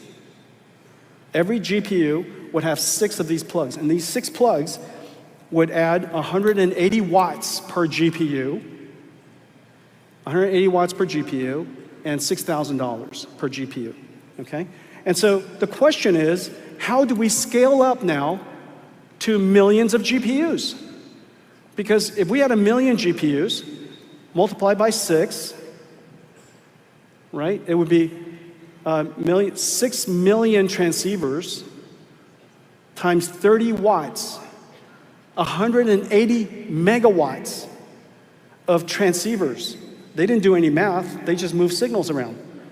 And so the question is, how could we afford, and as I mentioned earlier, energy is our most important commodity.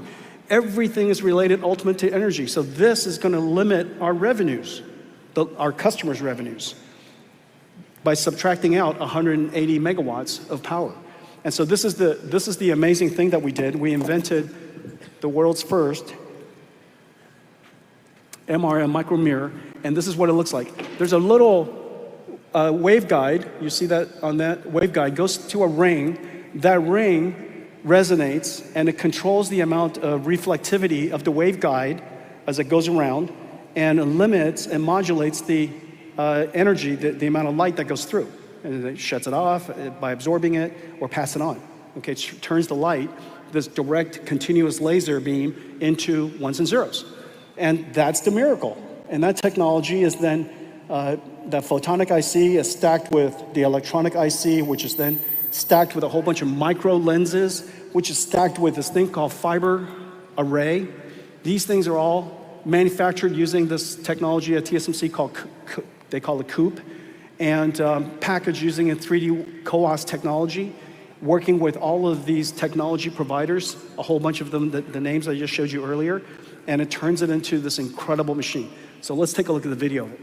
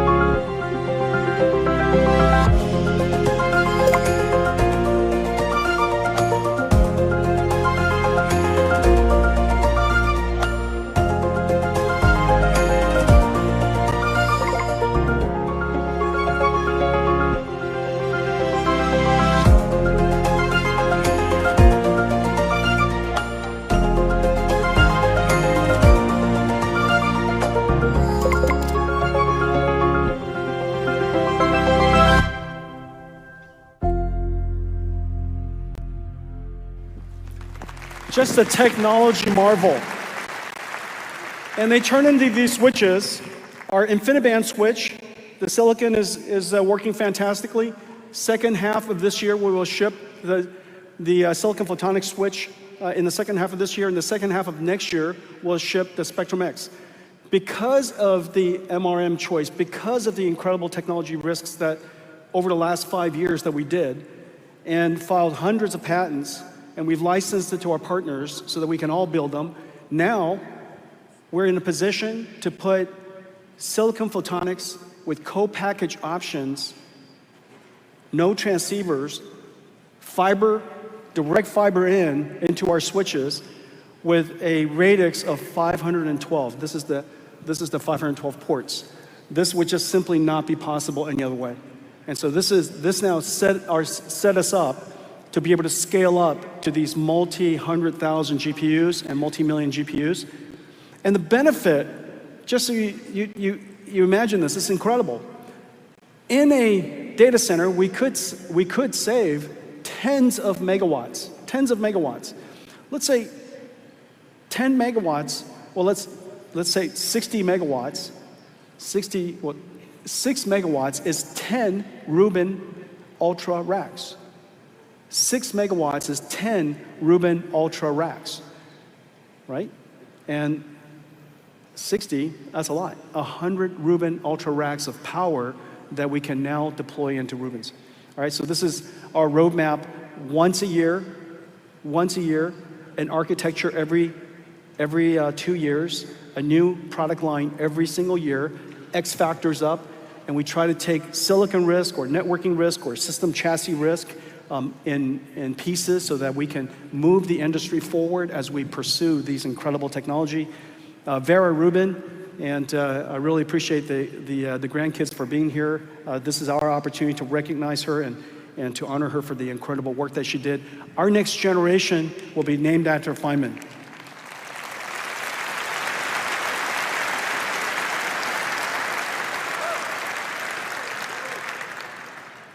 Okay, NVIDIA's roadmap. Let me talk to you about enterprise computing. This is really important. In order for us to bring AI to the world's enterprise, first we have to go to a different part of Nvidia. The beauty of Gaussian splats. Okay, in order for us to take AI to enterprise, take a step back for a second and remind yourself this. Remember, AI and machine learning has reinvented the entire computing stack. The processor is different, the operating system is different, the applications on top are different. The way the applications are different, the way you orchestrate it are different, and the way you run them are different. Let me give you one example. The way you access data will be fundamentally different than the past. Instead of retrieving precisely the data that you want and you read it to try to understand it, in the future, we will do what we do with Perplexity. Instead of doing retrieval that way, I'll just ask Perplexity what I want. Ask it a question, and it will tell you the answer.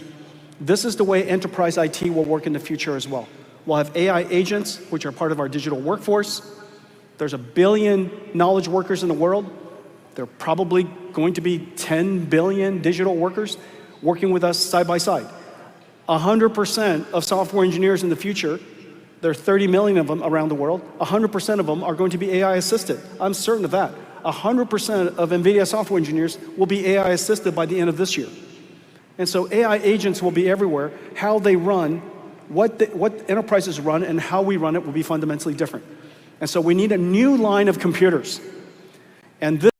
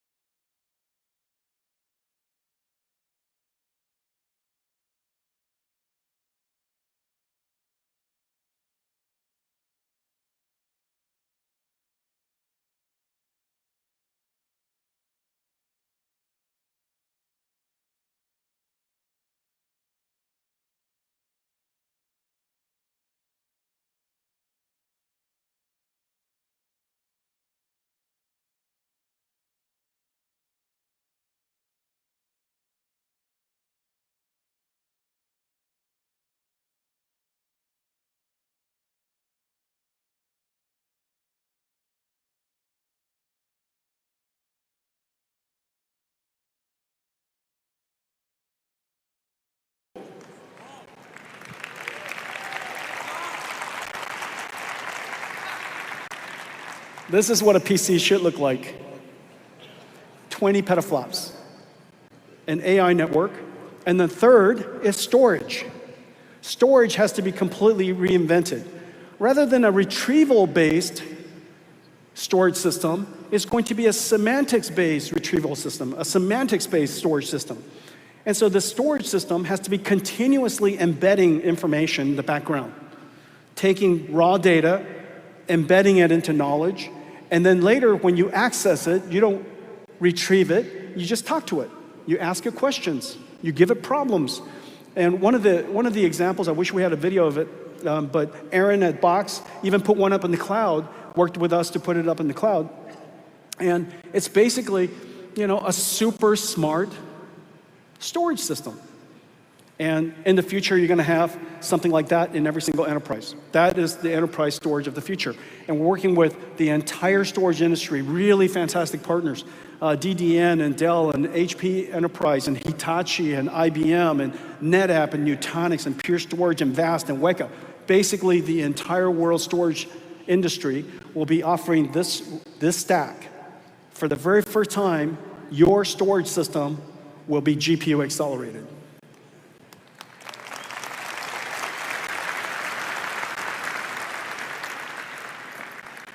And so somebody thought I didn't have enough slides. And so Michael thought I didn't have enough slides. So he said, Jensen, just in case you don't have enough slides, can I just put this in there? And so this is Michael's slides. But he sent this to me. He goes, just in case you don't have any slides. And I got too many slides. But this is such a great slide. And let me tell you why. In one single slide, he's explaining that Dell is going to be offering a whole line of NVIDIA enterprise IT AI infrastructure systems and all the software that runs on top of it. Okay, so you can see that we're in the process of revolutionizing the world's enterprise. We're also announcing today this incredible model that everybody can run. And so I showed you earlier R1, a reasoning model. I showed you versus Llama 3, a non-reasoning model. And obviously R1 is much smarter. But we can do it even better than that. And we can make it possible to be enterprise ready for any company. And it's now completely open source. It's part of our system we call Nims. And you can download it. You can run it anywhere. You can run it on DGX Spark. You can run it on DGX Station. You can run it on any of the servers that the OEMs make.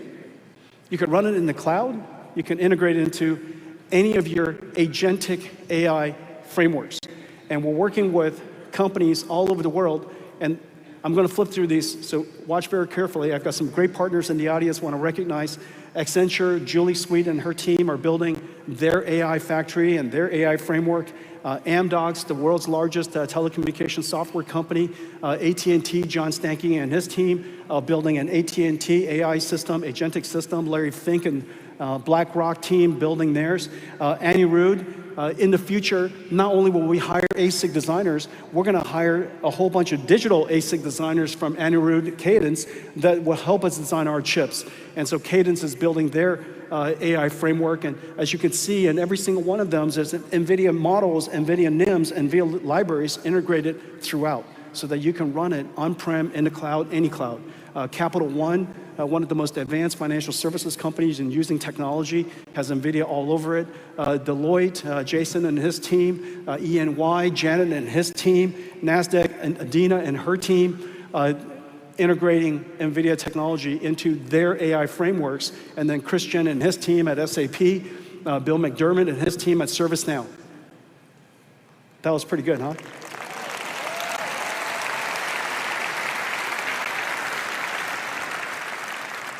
First, this is one of those keynotes where the first slide took 30 minutes, and then all the other slides took 30 minutes. All right, so next, let's go somewhere else. Let's go talk about robotics, shall we? Let's talk about robots. Well, the time has come. The time has come for robots. Robots have the benefit of being able to interact with the physical world and do things that otherwise digital information cannot. We know very clearly that the world has severe shortage of human laborers, human workers. By the end of this decade, the world is going to be at least 50 million workers short. we'd be more than delighted to pay them each $50,000 to come to work. We're probably going to have to pay robots $50,000 a year to come to work. And so this is going to be a very, very large industry. There are all kinds of robotic systems. Your infrastructure will be robotic. Billions of cameras in warehouses and factories, 10, 20 million factories around the world. Every car is already a robot, as I mentioned earlier, and then now we're building general robots. Let me show you how we're doing that.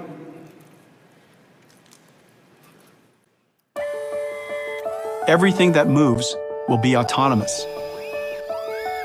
Physical AI will embody robots of every kind, in every industry. 3 computers built by Nvidia enable a continuous loop of robot AI simulation, training, testing, and real-world experience. Training robots requires huge volumes of data. Internet-scale data provides common sense and reasoning, but robots need action and control data, which is expensive to capture. With blueprints built on Nvidia Omniverse and Cosmos, developers can generate massive amounts of diverse synthetic data for training robot policies. First, in Omniverse, developers aggregate real-world sensor or demonstration data according to their different domains, robots, and tasks.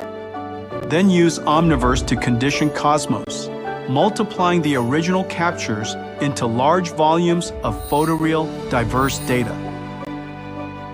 Developers use Isaac Lab to post-train the robot policies with the augmented dataset. And let the robots learn new skills by cloning behaviors through imitation learning, or through trial and error, with reinforcement learning AI feedback. Practicing in a lab is different than the real world. New policies need to be field-tested. Developers use Omniverse for software and hardware-in-the-loop testing, simulating the policies in a digital twin with real-world environmental dynamics, with domain randomization, physics feedback, and high-fidelity sensor simulation. Real-world operations require multiple robots to work together. Mega, an Omniverse blueprint, lets developers test fleets of post-trained policies at scale. Here, Foxconn tests heterogeneous robots in a virtual Nvidia Blackwell production facility. As the robot brains execute their missions, they perceive the results of their actions through sensor simulation, then plan their next action. Mega lets developers test many robot policies, enabling the robots to work as a system, whether for spatial reasoning, navigation, mobility, or dexterity. Amazing things are born in simulation. Today, we're introducing Nvidia Isaac Groot N1. Groot N1 is a generalist foundation model for humanoid robots. Instructions and plan the right actions to take. The fast-thinking system translates the plan into precise and continuous robot actions. Groot N1's generalization lets robots manipulate common objects with ease and execute multi-step sequences collaboratively. And with this entire pipeline of synthetic data generation and robot learning, humanoid robot developers can post-train Groot N1 across multiple embodiments and tasks across many environments. Around the world, in every industry, developers are using Nvidia's 3 computers to build the next generation of embodied AI.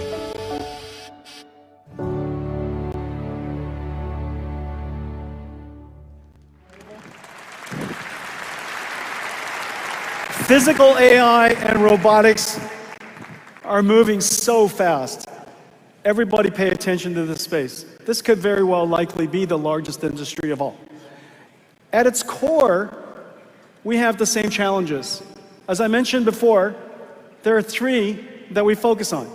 They are rather systematic. 1, how do you solve the data problem? How, where do you create the data necessary to train the AI? 2, what's the model architecture? And then 3, what's the scaling laws? How can we scale either the data, the compute, or both, so that we can make AIs smarter and smarter and smarter? How do we scale? And those fundamental problems exist in robotics as well. In robotics, we created a system called Omniverse. It's our operating system for physical AIs. You've heard me talk about Omniverse for a long time. We added 2 technologies to it. Today I'm going to show you 2 things. One of them is so that we could scale AI with generative capabilities. A generative model that understands the physical world. We call it Cosmos. Using Omniverse to condition Cosmos, and using Cosmos to generate an infinite number of environments, allows us to create data that is grounded, controlled by us, and yet be systematically infinite at the same time. Okay, so you see Omniverse, we use candy colors to give you an example of us controlling the robot in the scenario perfectly, and yet Cosmos can create all these virtual environments. The second thing, just as we were talking about earlier, one of the incredible scaling capabilities of language models today is reinforcement learning, verifiable rewards. The question is, what's the verifiable rewards in robotics? And as we know very well, it's the laws of physics. Verifiable physics rewards. And so we need an incredible physics engine.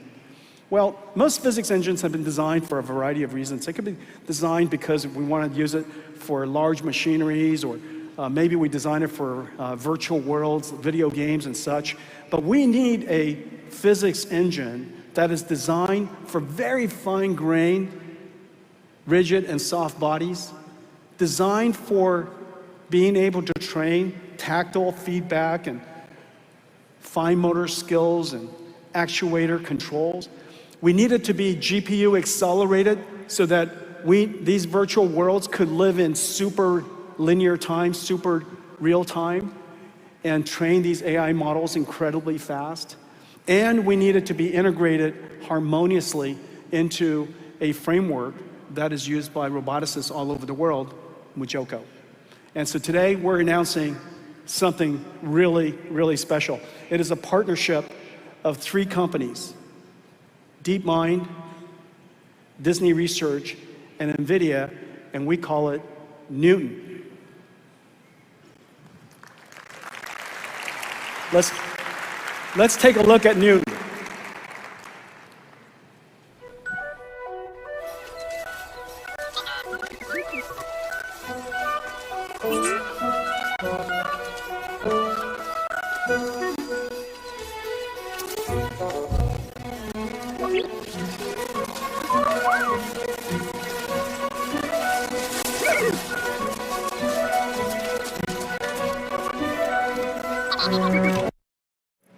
Thank you. All right, let's start that over, shall we? Let's not ruin it for them. Hang on a second. Somebody talk to me. I need feedback. What happened? I just need a human to talk to. Come on, that's a good joke.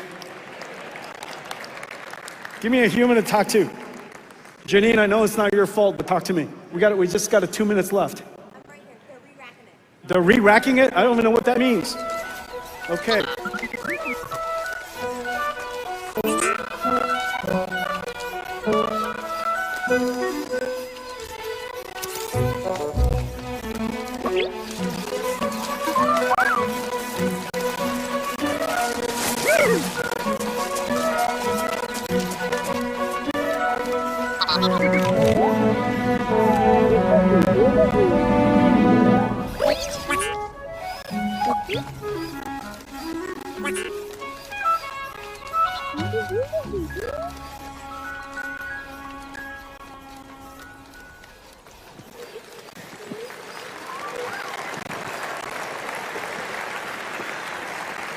Tell me that wasn't amazing.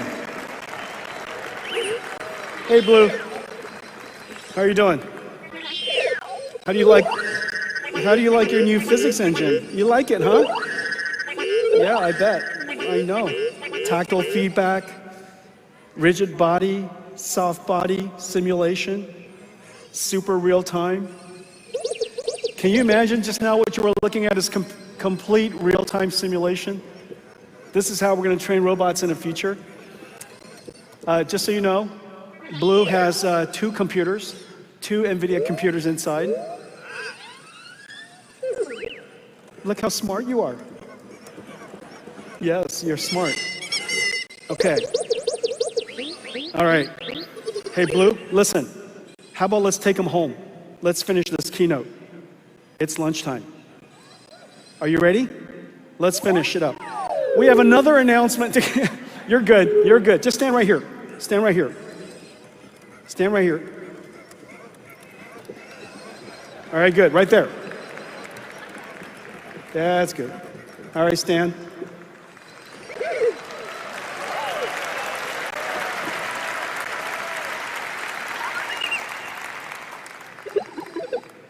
Okay, we have another amazing news.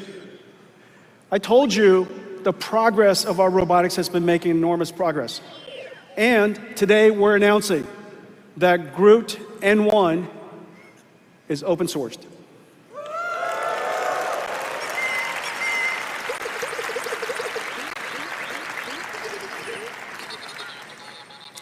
I want to thank all of you to come to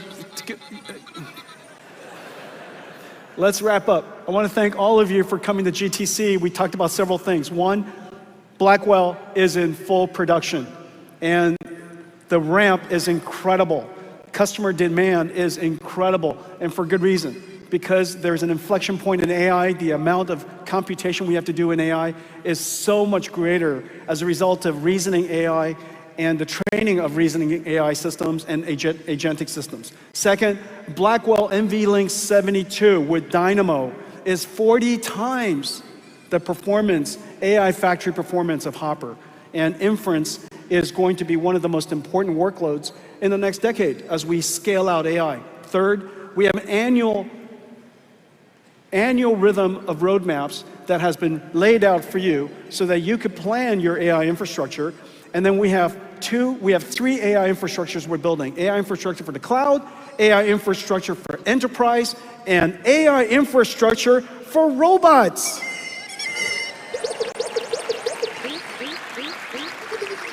We have one more treat for you. Play it.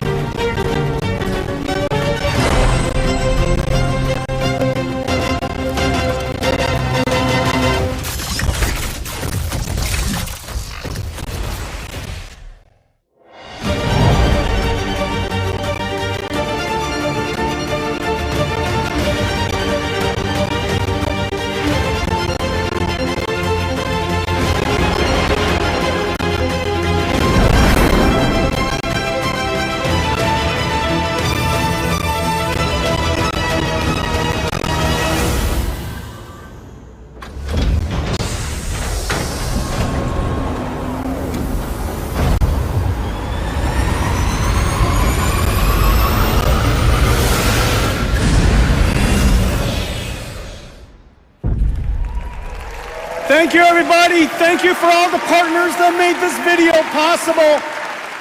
Thank you, everybody that made this video possible. Have a great GTC. Thank you. Hey, Blue. Let's go home. Good job. Good little man. Thank you. I love you too. Thank you.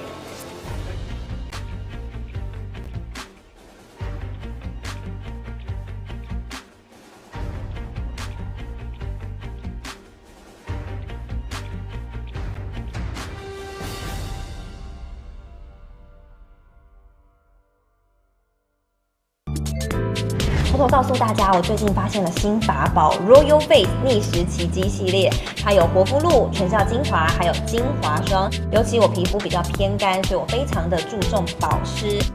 保湿做得好，肌肤自然烹润。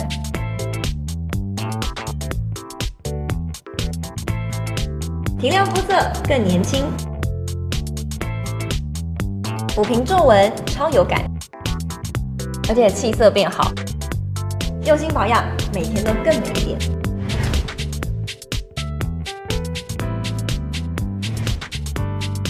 美吧！